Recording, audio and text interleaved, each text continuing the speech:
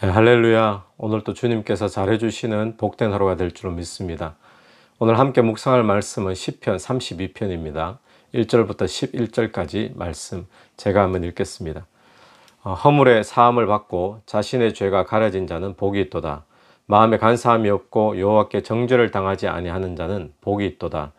내가 입을 열지 아니할 때에 종일 신음함으로 내 뼈가 쇠하였도다.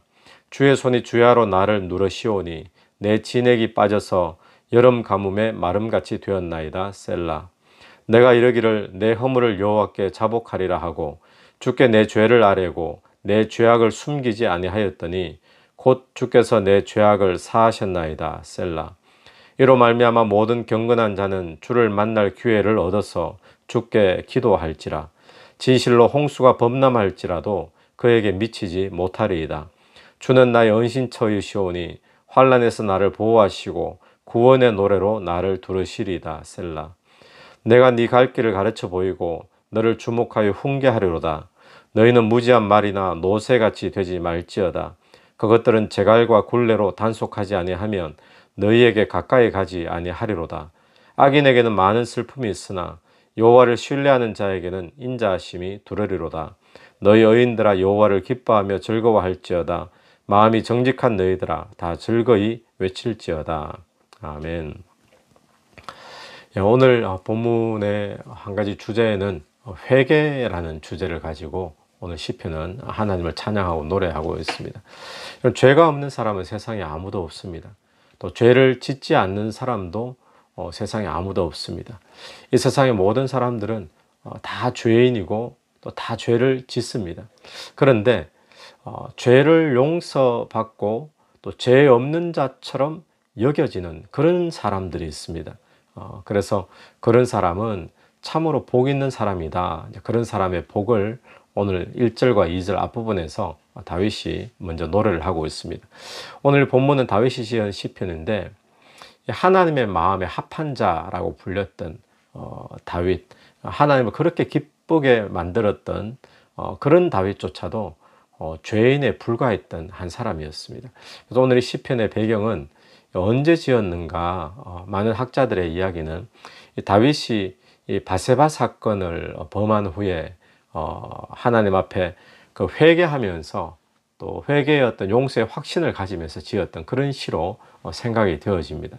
바세바 사건은 어떤 사건입니까?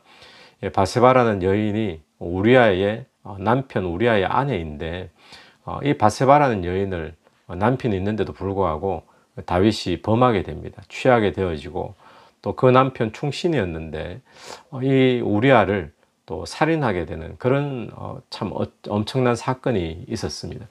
그 사건을 저지른 뒤에 또 죄를 나단 선지자를 통해서 깨닫게 되어지고 또 하나님 앞에 회개하고 그런 뒤에 하나님께로부터 죄 용서함의 어떤 은혜, 확신을 가지면서 거기에 대한 기쁨, 또 감사, 그 부분을 노래하고 있는 시편인데 이 사도 바울도 오늘 이 본문을 가지고 로마서에서 로마서의 편지를 적으면서 오늘 이 본문을 또 인용하기도 했습니다. 사도 바울은 로마서에서 어떻게 인용을 했는가 하면 오늘 1절과 2절을 인용했는데요. 로마서 4장 6절에서 8절까지 보면 일한 것이 없이 하나님께 의로 여기심을 받는 사람의 행복에 대하여 다윗의 말한 바 일한 것이 없이 하나님께 의로 여기심을 받는 사람의 행복 이렇게 말하거든요. 여러분 일한 것이 없다. 이것은 공짜라는 거죠. 내가 얻어서 내가 노력해서 내가 일을 해가지고 성취한 것이 아니라 내가 일하지 않았는데도 의롭다고 해주신 그 하나님의 은혜 그 은혜를 이야기합니다. 그러면서 그렇게 여기심을 받는 사람의 행복에 대해서 다윗이 말을 했다. 뭐라고 말했는가? 계속 읽으면요. 그 불법을 사하심을 받고 그 죄를 가리우심을 받는 자는 복이 있고 주께서 그 죄를 인정치 아니하실 사람은 복이 있도다 함과 같으니라. 오늘 1절과 2절의 말씀이죠. 죄 용서 받는 사람은 참으로 복이 있는 사람인 줄 믿습니다. 또 죄를 가려지는 사람, 또 하나님께서 죄 없다 여겨주는 사람, 그런 사람의 복에 대해서 다윗이 오늘 시편에서 이야기했는데 또 이것을 그대로 사도 바울이 로마서에서 인용하며 또 그 은혜를 또 찬양하고 있는 것입니다. 자, 그렇다면 죄 용서함 받는 사람이 복인데 죄는 어떻게 용서를 받을까요, 여러분? 죄 용서함은 어떻게 받습니까? 죄 용서함은 첫 번째는 예수 그리스도를 믿음으로 죄 용서함을 받을 수가 있습니다. 왜냐하면 예수 그리스도가 피 흘려 죽으심으로 나의 죄값을 다 대신 지불하셨기, 치루어 주셨기 때문이죠. 그 예수를 믿는 사람은 더 이상 죄인으로 취급되어지지 않습니다. 죄인으로 여겨지지 않습니다. 어떤 사람을 여기시는가? 마치 의인으로 여겨지고 취급되어지는 것이죠. 또 뿐만 아니라 또 하나님의 자녀가 되는 그런 권세를 얻게 되어집니다. 그래서 예수 그리스도를 믿음으로 죄 용서함 받고 하나님의 자녀가 되는 거, 어떻게 이루어진다고요? 이것은 회개를 통해서 이루어지는 것입니다. 이때의 회개는 어떤 회개인가? 내가 죄인임을 인정하고 또 내 스스로는 나를 구원할 수 없음을 인정하고 또 나의 모든 죄를 대신 다 죄값을 치러주신, 피 흘려주신 그 예수 그리스도를 내 인생의 구주로, 주인으로 내가 인정하고 모셔드리는 것이죠. 그 회개를 이야기합니다. 그러면은 하나님의 백성이 되어지고 또 하나님의 자녀가 되어지는데, 그러면 하나님의 자녀가 된 다음에는 또 죄를 짓지 않나요? 여전히 죄 문제는 남아있죠. 하나님의 자녀가 된 뒤에 지은 죄는 어떻게 용서받는가? 그것도 마찬가지로 회개를 통해서 용서를 받는 것입니다. 우리가 신앙생활을 하면서 회개라는 이야기를 많이 또 하게 되는데, 여러분, 다 같은 회개가 아니라 이 회개를 우리는 두 가지 차원으로 구분해서 이해할 필요가 있습니다. 첫 번째 회개는 무엇인가? 첫 번째 회개는 예수 그리스도를 나의 구주로 믿는 그런 회개이죠. 그래서 하나님의 자녀가 되는 그런 회개라고 말을 한다면, 두 번째 회개는 뭐냐? 하나님의 자녀로서 해야 될 회개가 있는 것입니다. 첫 번째 회개는 불신자로서 하는 회개, 그래서 신자가 되는 거죠. 두 번째 회개는 뭐냐? 신자로서 해야 되는 그런 회개가 있다는 것입니다. 첫 번째 회개를 만약에 회심의 회개다라고 우리가 이야기를 한다면, 두 번째 회개는 관계를 위한 회개이다. 어떤 관계일까요? 첫 번째가 불신자가 구원받기 위한 그런 회심의 회개라고 한다면, 두 번째는 구원받은 자가, 하나님의 자녀된 자가 하나님 아버지와의 관계, 그 관계 속에서 또 회개는 날마다 있어줘야 되는 그런 회개를 이야기하는 거죠. 여러분, 오늘 우리가 하나님의 자녀가 되었다 할지라도 하나님의 자녀와 아버지 하나님과의 그 관계 속에서 우리는 늘 죄라는 문제를 처리를 해야 됩니다. 만약에 이 죄가 처리되지 않는다면 법적인 관계는 아버지와 자녀와의 관계가 맞지만 실제적으로는 한없이 멀고 불편하고 서먹서먹한 그런 깨어진 관계 속에서 살 수밖에 없는 것이죠. 만약에 우리가 아버지와 자녀와의 관계 속에서 이 죄 문제가 처리되지 않으면, 만약에 구약의 예를 든다면요, 구약에 이사야에 이런 표현이 있거든요. 아무리 예배를 드리고 절기를 지키고 제사를 지낸다 할지라도 마당만 밟을 뿐이니라. 성전에 들어가서 아무리 제사를 지내고 예배를 드리고 기도를 해도 마당 밟는 꼴밖에 되지 않는다는 것입니다. 하나님을 만나지 않는다는 것이죠. 그래서 이사야 1장 15절 말씀에 이런 표현이 있습니다. 너희가 손을 펼 때에 내가 눈을 가리고 너희가 만일 기도할지라도 내가 듣지 아니하리니. 주님 앞에 손을 펴서 구합니다. 그런데 주님이 눈을 가려버리신 거예요. 또 주님 앞에 간구를 합니다. 많이 기도할지라도 내가 듣지 아니하리니. 왜냐하면 이는 너희의 손에 피가 가득함이니라. 이 피는 무엇일까요? 이 죄의 값을 이야기합니다. 죄. 여러분, 하나님 아버지와 이런 관계가 되어지면 삶이 행복하겠습니까? 절대로 삶은 행복할 수가 없습니다. 왜냐하면 하나님이 복의 근원이시잖아요. 하나님이 복 그 자체이시지 않습니까?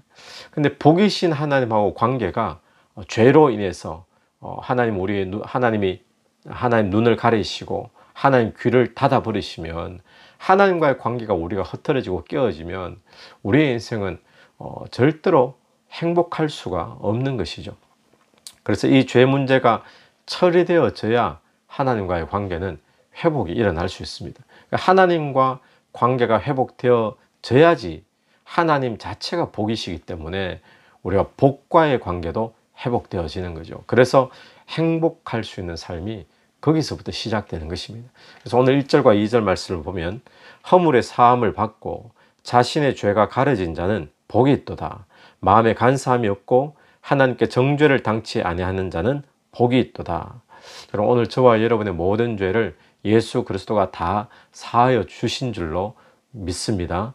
또 저와 여러분이 이제 하나님의 자녀가 되었는데 하나님의 자녀로서 하나님 아버지와의 그 관계 속에 저와 여러분의 죄가 날마다 회개를 통해서 또 늘 정결하게 깨끗하게 처리되어지는, 그래서 주님과의 관계가 회복되어져서 복 있는 자, 또 행복한 자가 되기를 간절히 바랍니다.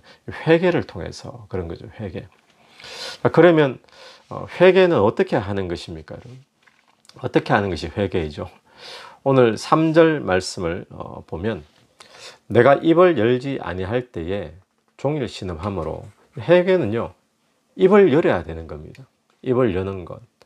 또 5절 말씀 보면 내가 이르기를 내 허물을 여호와께 자복하리라 하고 주께 내 죄를 아뢰고 내 죄악을 숨기지 아니하였더니 곧 주께서 내 죄악을 사하셨나이다. 오늘 어쩌면 요절과 같은 말씀이 바로 5절의 말씀이라고 생각하는데, 내가 이르기를 내 허물을 여호와께 뭐 했다고요? 자복했다. 그리고 주께 내 죄를 뭐 했다고요? 아뢰었다. 또 내 죄악을 숨기지 아니하였다. 회개는 무엇이냐? 회개는 내가 회개하는 의미에서 뭔가를 이루는 것이 아니라 하나님 앞에 내 죄를 자복하는 겁니다. 그리고 하나님 앞에 내 죄를 내 입술을 벌려서 자복하고 아뢰는 거죠. 그리고는 죄를 숨기지 않고 인정을 하는 겁니다. 그것이 회개입니다. 회개는 어떻게 보면 참 단순합니다. 그래서 사람들이 단순하기 때문에 회개를 그냥 근성으로 생각할 수 있는데, 근데 회개는 단순하지만 그 단순함 속에 내 진심이 담겨지면, 내 어떤 마음이 담겨지면 진짜 회개가 되어지고 능력의 회개가 되어지는 것이죠. 회개는 자복하는 거예요. 이사야서 말씀도 그런 말씀이 있지 않습니까? 오라 우리가 서로 변론하자. 회개는요 하나님 앞에 나아가서 내 죄를 주님 앞에 자복하고 변론하는 겁니다. 그러면 너희 죄가 주홍 같을지라도 흰 눈같이 되어지고 진홍같이 붉을지라도 양털같이 되리라. 무엇을 변론하는가? 죄를 변론하는 거예요. 하나님 앞에서. 그것이 회개입니다. 여러분, 오늘 저와 여러분에게 이런 귀한 회개의 은혜가 있게 되기를 바랍니다. 그래서 하나님과의 관계가 회복되어지면 우리의 삶은 다시 행복한 삶으로 바뀌어지는 길이 출발되어질 줄로 분명히 믿습니다. 그런데 죄를 회개치 아니하면 어떻게 되어질까요? 죄를 회개치 아니하면, 우리 3절을 다시 한번 돌아가면요, 내가 입을 열지 아니할 때에 종일 신음함으로, 입을 열지 아니할 때에, 지금 입을 열어서 회개를 해야 되는 타이밍인데, 그런 시간인데 입을 열지 아니할 때 다윗은 지금 어떤 경험을 했는가, 그걸 지금 고백하는데요. 종일 신음함으로 내 뼈가 쇠하였도다. 주의 손이 주야로 나를 누르시오니 내 진액이 빠져서 여름 가뭄에 마름같이 되었나이다. 회개치 아니하면 어떻게 되는가? 신음하게 됩니다. 끙끙 앓는 거죠. 또 뼈가 쇠하게 됩니다. 또 주의 손으로 막 주님이 나를 막 누르시니까 그냥 답답한 거죠. 시원하지 않고. 또 내 진액이 빠져서 여름에 바짝 말라버리는 것처럼 뼈가 쇠하고 자기의 진액이 다 말라버리고 주님께서 막 압박하시는 그런 답답함, 무거움, 그런 깝깝함, 그런 상태에 있게 되는 거죠. 여러분, 오늘 우리가 죄를 가지고 회개치 않으면 절대로 우리가 시원해질 수가 없습니다. 우리가 어떤 상쾌함이 없고 행복함은 주어질 수가 없습니다. 우리가 오늘 회개하지 아니하니까 다윗이 이랬다 그러는데, 이런 모습을 우리도 많이 경험하고 있지 않습니까? 회개함이 없으면 이렇게 되어지는 거예요. 그런데 5절에 내가 이르기를 내 허물을 여호와께 자복하리라 하고 회개를 하니까 5절 마지막에 곧 주께서 내 죄악을 사하셨나이다. 셀라. 할렐루야. 오늘 저와 여러분에게 회개함으로 죄 용서함 받고 또 하나님과 관계가 다 회복되어지는 그런 축복과 또 은혜가 있기를 간절히 축원합니다. 그리고 회개하는 자가 어떤 것을 누릴 수 있는가? 회개하고 하나님과의 관계가 회복되어지고 바로 서게 되어지면 무엇을 누릴 수 있는가 하면요. 자, 6절 보십시오. 이로 말미암아 모든 경건한 자는 주를 만날 기회를 얻어서 주께 기도할지라. 자, 무슨 기도일까요? 경건한 자는 주를 만날 기회를 얻어서 회개할 기회가 있을 때, 회개할 어떤 양심의 가책이 느껴지고 부담이 느껴질 때겠죠. 그럴 때 주께 기도할지라, 회개의 기도를 하라는 것입니다. 진실로 홍수가 범람할지라도 그에게 미치지 못하리이다. 회개하는 자 누릴 축복 첫 번째는 홍수가 범람할지라도, 홍수가 범람하면 여러분 어떤 타겟이 있어서 홍수가 그 사람에게만 범람하는 게 아니잖아요. 홍수가 범람하면 한 도시 전체에, 마을 전체에 모든 사람에게 홍수는 한꺼번에 다 임하는데, 그런 홍수가 덮쳐도 회개하는 자는, 그래 하나님과 관계가 회복된 자는 뭘 하는가? 그에게 미치지 못하리다.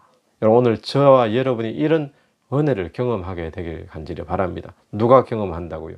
하나님과의 관계가 회복된 자. 무엇을 통해서요? 회개를 통해서. 그래서 다윗은 그런 자들의 행복에 대해서 노래를 하고 있는 것입니다. 자, 회개한 자가 누릴 두 번째 축복 무엇인가? 오늘 본문에서 찾아보면 8절 말씀입니다. 8절. 내가 네 갈 길을 가르쳐 보이고 너를 주목하여 훈계하리로다. 하나님께서 갈 길을 가르쳐 보이고 또 하나님이 나를 주목하시고 훈계하시는 그 축복을 누리게 된다는 것입니다. 여러분, 회개하는 자, 하나님께서 저와 여러분에게 갈 길을 분명하게 또 밝히 보여주시는 은혜가 있는 줄로 믿습니다. 그러면서 저에게 오늘 또 마음이 와닿는 말씀은 9절 말씀인데, 너희는 무지한 말이나 노새같이 되지 말지어다.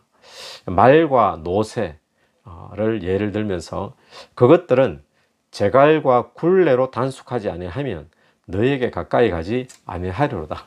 무지한 말, 노새, 고집이 세어가지고 막 주인이 이리 가자 그래도 안 가는 거예요. 그러니까 어떻게 한다고요? 재갈과 굴레로 단속해야지 말을 듣고 또 끌고 갈 수 있고 일을 시킬 수 있다는 것을 이야기하면서 너희는 무지한 말이나 노새처럼 되지 말라. 여러분, 오늘 저와 여러분이 내 생각대로, 내 고집대로, 내 뜻대로 사는 인생이 되지 않기를 바랍니다. 늘 내 고집을 꺾고 주님의 인도함 따라 가기를 간절히 원하고, 또 회개하며 살면 하나님이 우리의 모든 죄를 사하시고 또 주님과의 관계가 회복되어져서 저와 여러분이 홍수가 범람할지라도 미치지 않는 그런 은혜, 또 주님께서 우리의 갈 길을 가르쳐 보이시고 또 주목하고 훈계해 주시는 그런 은혜, 저와 여러분이 누리게 될 줄로 믿습니다. 기도드리겠습니다. 하나님, 은혜를 감사합니다. 오늘 또 주님과의 깨어진 관계, 흐트러진 관계들, 우리 회개함으로 주님과의 관계들이 다 회복될 수 있도록 은혜 베풀어 주시옵소서. 그래야 하나님, 오늘 홍수가 범람할지라도 미치지 않는 은혜, 또 하나님, 하나님께서 친히 우리의 갈 길을 밝혀 보여주시는 그런 은혜를 누릴 수 있도록 인도해 주옵소서. 예수님 이름으로 기도드립니다. 아멘. 오늘도 예수 이름으로 승리하시는 복된 하루가 되기를 간절히 바랍니다.